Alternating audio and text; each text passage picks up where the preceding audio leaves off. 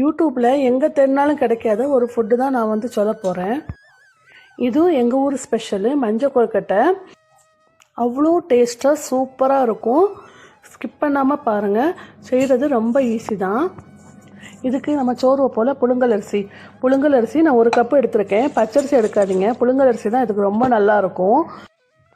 1 cup அரிசிக்கு நான் ஒரு 15லேருந்து 20 சின்ன உள்ளி எடுத்திருக்கேன். அப்புறம் 1 டேபிள் ஸ்பூன் வந்து ஜீரகமும் கொஞ்சமாக வந்து மஞ்சத்தூளும் எடுத்திருக்கேன். இதை நம்ம மிக்ஸி ஜாரில் போட்டு ஒரு தடவை அரைச்சிடலாம். இப்போ அரைச்சிட்டு வந்தாச்சு. இப்போ வந்து நம்ம ஊற வச்சுருக்கோம்ல அரிசி, அதை நல்லா கழுவிட்டு தண்ணி இல்லாமல் நல்லா வடிகட்டி வச்சிடலாம். வடிகட்டி வச்சுட்டு அதையும் இதை கூட சேர்த்து கொஞ்சம் கொஞ்சமாக போட்டு அரைச்சி எடுத்துக்கலாம். தண்ணி விட்டிங்கன்னா ரொம்ப லூஸ் ஆயிடும், கொழுக்கட்டை வந்து பிடிக்க வராது. அதனால தண்ணி இல்லாமையே கொஞ்சம் அரைச்சிக்கோங்க. இப்போ அரைச்சாச்சு. இது கூட நான் கொஞ்சம் கூட மஞ்சத்தூள் போட்டிருக்கேன். அப்புறமா ஒரு அரை தேங்காய் போட்டிருக்கேன். அரை தேங்காய் இல்லை 3/4 தேங்காய் கூட போட்டுக்கலாம், தேங்காய் உங்களோட விருப்பம்தான். அப்புறம் தேவையான அளவு உப்பு, இவ்வளவும் போட்டு நல்லா விரவிக்கலாம். எனக்கு விரவும் போது ரொம்ப ட்ரையாக இருந்த மாதிரி இருந்துச்சு. அதனால் நான் லைட்டாக தண்ணி தெளித்து நல்லா கட்டியாக பிசைஞ்சு வச்சுருக்கேன். கொழுக்கட்டை பிடிக்காத அளவுக்கு தான் பிசைஞ்சு வச்சுருக்கேன். அதுதான் பதமே. இனி நம்ம அடுப்பில் வந்து கொஞ்சம் நிறைய தண்ணி வச்சுக்கலாம். தண்ணி வச்சுட்டு உப்பு போட்டு தண்ணி கொதிக்கட்டும், நல்லா வெட்டி கொதிக்கணும். அதுக்கு முன்னாடி நம்ம இந்த வந்து கொழுக்கட்டையை பிடிச்சி வச்சுக்கலாம். இந்த கொழுக்கட்டைக்கு உருண்டையாக இருக்கக்கூடாது. நம்ம வடையெல்லாம் தட்டுவோம்ல, அதே மாதிரி தட்டையாக தட்டி வச்சுக்கலாம். இந்த கொழுக்கட்டை மட்டும் இல்லை, இந்த கொழுக்கட்டை தண்ணி கூட ரொம்ப சூப்பராக இருக்கும். நீங்கள் செய்து பாருங்கள், தெரியும் உங்களுக்கு.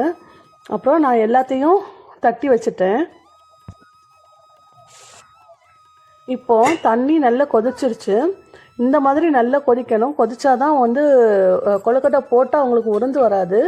இனி ஒன்றொன்னா நம்ம அந்த தண்ணியில் போட வேண்டியதான். கொஞ்சம் விட்டு விட்டு போடுங்க, நெருக்கி போட வேணாம், கொஞ்சம் விட்டு விட்டு போடுங்க.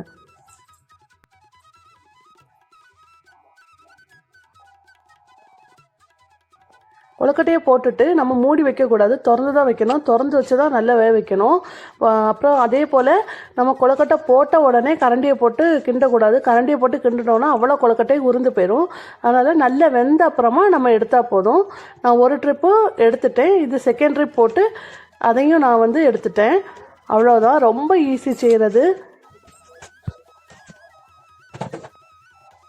பாருங்கள், பார்க்கவே எவ்வளோ கலர்ஃபுல்லாக சூப்பராக இருக்குதுன்னு பாருங்கள். டேஸ்ட்டு அதை விடைக்கும் சூப்பராக இருக்கும். இதுக்கு சைடிஷாக நம்ம வந்து இட்லி பொடி இல்லைன்னா சுகர் வச்சு கூட சாப்பிட்டுக்கலாம். ரொம்ப டேஸ்ட்டாக இருக்கும். இது வந்து வீட்டில் நான் பிடிச்ச இட்லி பொடி தான்.